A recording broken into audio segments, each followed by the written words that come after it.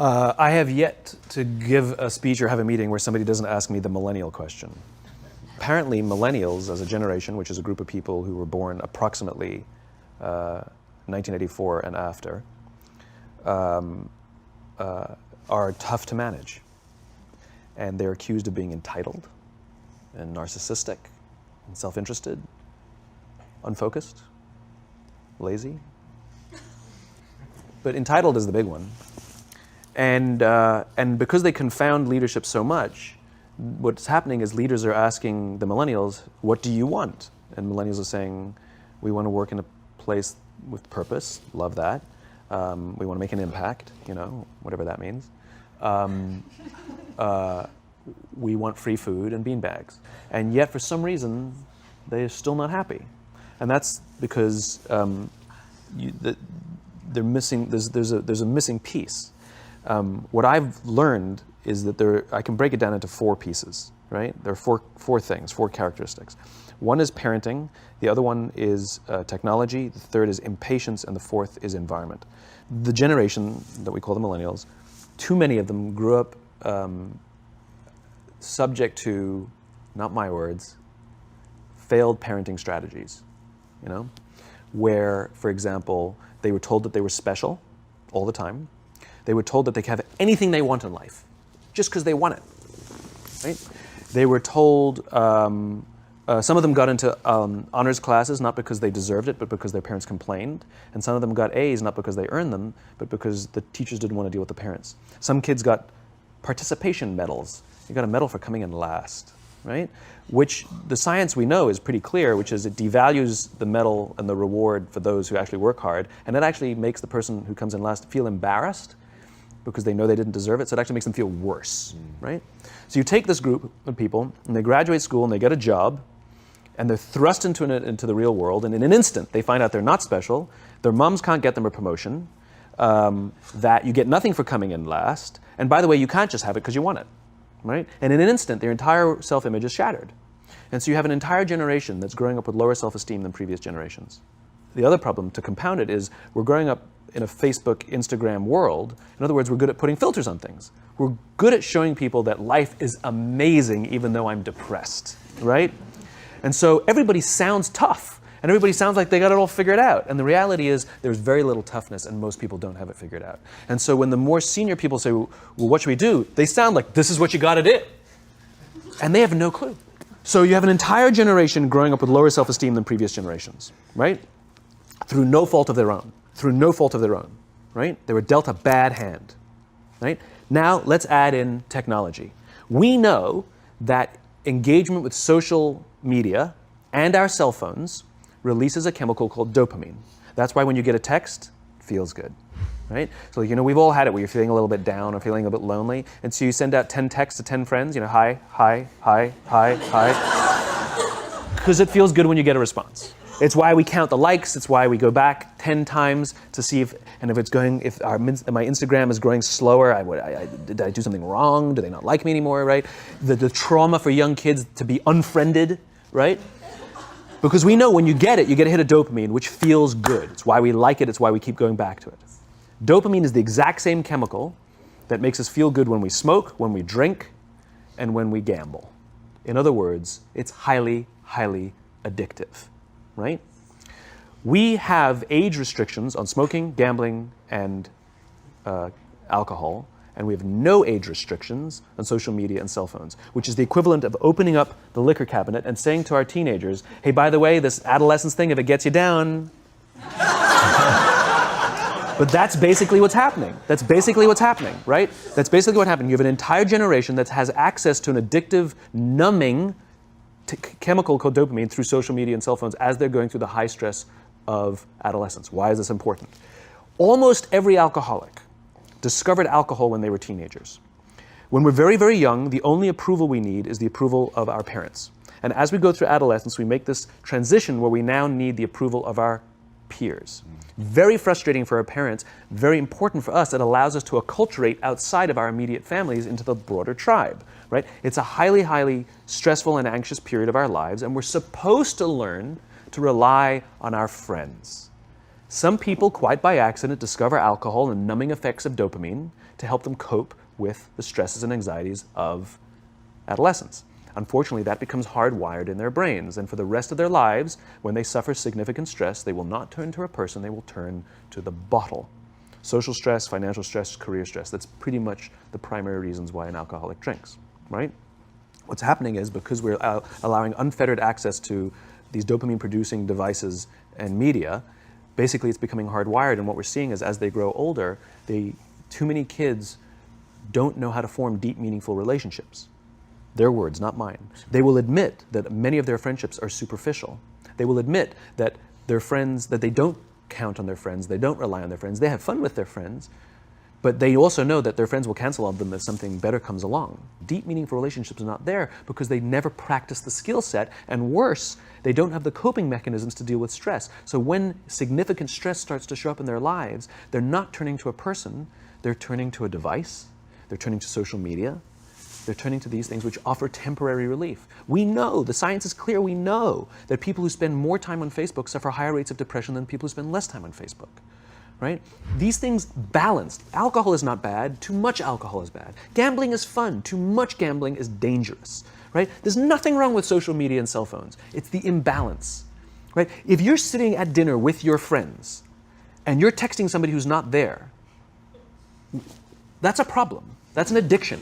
If you're sitting in a meeting with people you're supposed to be listening to and speaking, and you put your phone on the table, face up or face down, I don't care, that sends a subconscious message to the room that you're just not that important to me right now, right? That's what happens. And the fact that you cannot put it away is because you are addicted, right? If you wake up and you check your phone before you say good morning to your girlfriend, boyfriend, or spouse, you have an addiction. And like all addiction, in time, it'll destroy relationships, it'll cost time, and it'll cost money, and it'll make your life worse, right? So you have a generation growing up with lower self-esteem that doesn't have the coping mechanisms to deal with stress, right? Now you add in the sense of impatience, right? They've grown up in a world of instant gratification. You want to buy something, you go on Amazon, it arrives the next day. You want to watch a movie? Log on and watch a movie. You don't check movie times. You want to watch a TV show? Binge. You don't even have to wait week to week to week, right? I know people who skip seasons just so they can binge at the end of the season, right? Instant gratification. You want to go on a date? You don't even have to learn how to be like, hey. You don't even have to learn and practice that skill. You don't have to be the uncomfortable one who says yes when you mean no and says no when you mean no, but yes when you... You don't have to swipe right. Bang, I'm a stud. Right? You don't have to learn the social coping mechanisms, right? Everything you want, you can have instantaneously. Everything you want, instant gratification, except job satisfaction and strength of relationships. There ain't no app for that. They are slow, meandering, uncomfortable, messy processes. And so I keep meeting these wonderful, fantastic, idealistic, hardworking, smart kids. They've just graduated school. They're in their entry-level job. I sit down with them and I go, how's it going? They go, I think I'm going to quit. I'm like, why? They're like, I'm not making an impact. I'm like, you've been here 8 months. You know? It's as if they're standing at the foot of a mountain and they have this abstract concept called impact that they want to have in the world, which is the summit. What they don't see is the mountain. I don't care if you go up the mountain quickly or slowly, but there's still a mountain. And so what this young generation needs to learn is patience. That some things that really, really matter, like love, or job fulfillment, joy, love of life, self-confidence, a skill set, any of these things, all of these things take time. Sometimes you can expedite pieces of it, but the overall journey is arduous and long and difficult. And if you don't ask for help and learn that skill set, you will fall off the mountain, or you will, the worst case scenario, and we're already seeing it, the worst case scenario is we're seeing an increase in suicide rates, we're seeing an increase in this generation, we're seeing an increase in accidental deaths due to drug overdoses, we're seeing more and more kids drop out of school or take leaves of absence due to depression, unheard of. These are all, this is really bad. The best case scenario, those are all bad cases, right? The best case scenario is you'll have an entire population growing up and going through life and just never really finding joy. They'll never really find deep fulfillment in work or in life. They'll just waft through life and it'll be just, it's fine. How's your job? It's fine. The same as yesterday. How's your relationship? It's fine. Like that's the best case scenario. Which leads me to the fourth point, which is environment. Which is we're taking this amazing group of young, fantastic kids who were just dealt a bad hand. It's no fault of their own. And we put them in corporate environments that care more about the numbers than they do about the kids. They care more about the short-term gains than the long-term life of this young human being.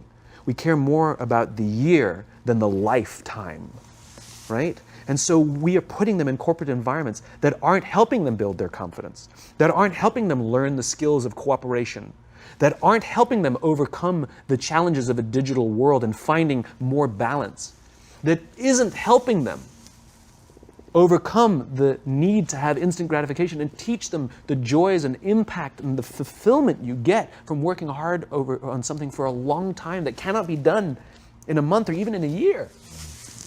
And so we're thrusting to them in corporate environments, and the worst part about it is they think it's them. They blame themselves. They think it's them who can't deal.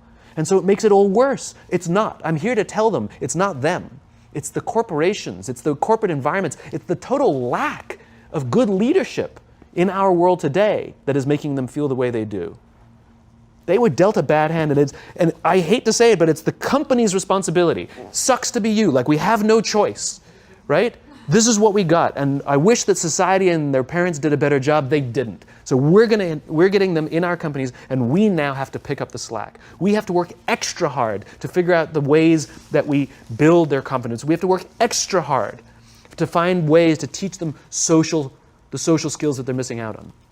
There should be no cell phones in conference rooms. None. Zero. And I don't mean the kind of like sitting outside waiting to text. I mean like when you're sitting and waiting for a meeting to start, this is what we all do. We all sit here and wait for the meeting to start. Meeting starting? Okay. And we start the meeting. No, that's not how relationships are formed. Remember we talked about it's the little things? Relationships are formed this way. We're waiting for a meeting to start and we go, how's your dad? I heard he was in the hospital. Oh, he's really good. Thanks for asking. He's actually at home now. Oh, I'm really glad. It was really amazing. I know, it was really scary for a while. That's how you form relationships. Hey, did you ever get that report done? Oh my God, no, I didn't. I'll help you out. Can I help you out with that? Really? That's how trust forms. Trust doesn't form at an event in a day. Even bad times don't form trust immediately. It's the slow, steady consistency. And we have to create mechanisms where we allow for those little innocuous interactions to happen. When you're out for dinner with your friends, like I do this with my friends. When we're going out for dinner and we're leaving together, we'll leave our cell phones at home. Who are we calling? Maybe one of us will bring a phone in case we need to call an Uber or take a picture of our meal. I'm an idealist, but I'm not insane. And so it's like an alcoholic. The reason you take the alcohol out of the house is because we cannot trust our willpower. We're just not strong enough. But when you remove the temptation, it actually makes it a lot easier, right? You should not, and none of us should charge our phones by our beds. We should be charging our phones in the living rooms, right? Remove the temptation. You wake up in the middle of the night because you can't sleep, you won't check your phone. But if it's in the living room, it's relaxed, it's fine. But it's my alarm clock. Buy an alarm clock. Whether we like it or not, we don't get a choice. We now have a responsibility to make up the shortfall and to help this amazing, idealistic, fantastic generation build their confidence, learn patience, learn the social skills, find a better balance between life and technology. Because, quite frankly, it's the right thing to do.